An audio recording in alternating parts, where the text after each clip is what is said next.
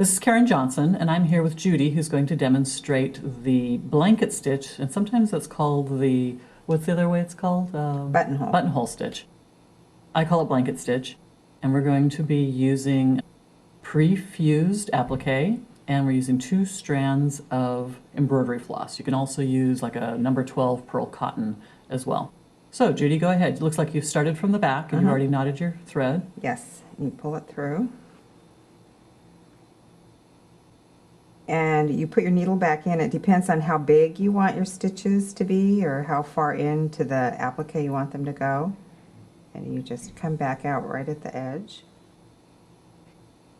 So your thread was in just the right position to catch that. Yes. And so it looks like you reposition each time to make sure that you're back in the same position. That's right.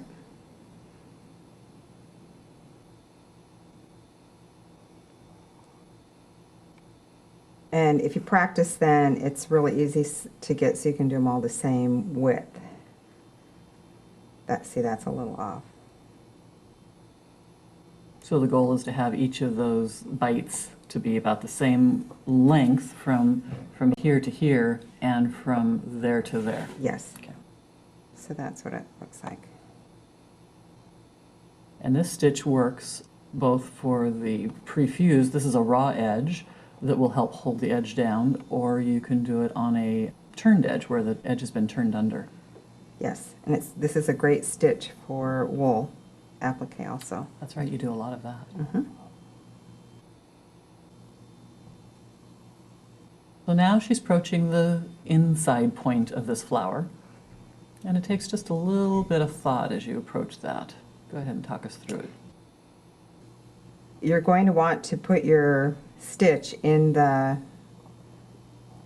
kind of from that inner point straight down, right? Yes. Okay. So you kind of make your stitches the size so that you'll get there at the right time.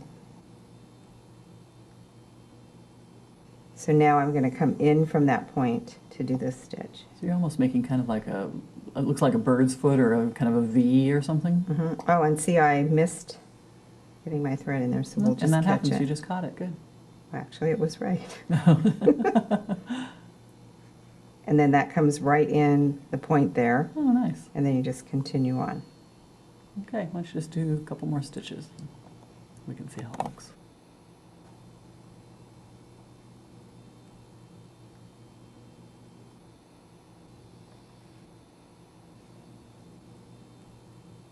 Okay, that time I missed it. There. Okay. Well, and if you give them a little tug as you're doing them, you can make them be straight. Over here I didn't get them so straight. Very nice. So that's the hand blanket stitch or buttonhole stitch. Okay, so now Judy's going to demonstrate the blanket stitch on a sharp point. Leaves have this kind of a point. Again, this is the blanket stitch or the buttonhole stitch. I always forget the buttonhole stitch term. Now notice, because this is a very small piece, she's using only 1 strand of embroidery floss, because 2 strands, like we did before, is really too thick for a point this sharp. So go ahead, Judy. Okay. And this one is also turned under. Oh, that's right. Which it doesn't have to be. Right. This is a very sharp point to try and do this on. And on these, it's the opposite of the inside corners. You want to come in from the point. Ah, that's right. I see what you mean. And come out.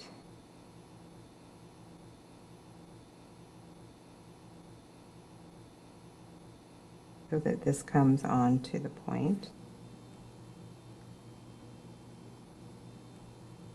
So see how she just had to adjust that a little bit, just so that it was in the right position, because this thread is loose until she takes the next step. And then I always go in one time at the point so that it won't slide around when I'm done. Kind of secure it. Yeah, I can see how it's securing now. And that is off a little bit.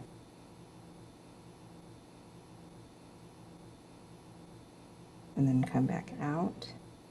You're coming back out in the same position, so get ready to start your next stitch. And notice that these bites are smaller, shorter than the one that we showed you earlier with 2 strands, because again, at that point, you're going to just have too much thread if you make too big a bite.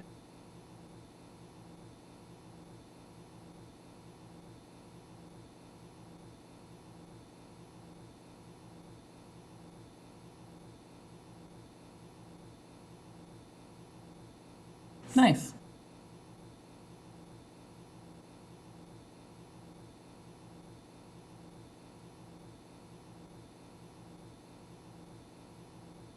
Okay, so let's take a look now. You can see how nice that looks. And that's blanket stitch.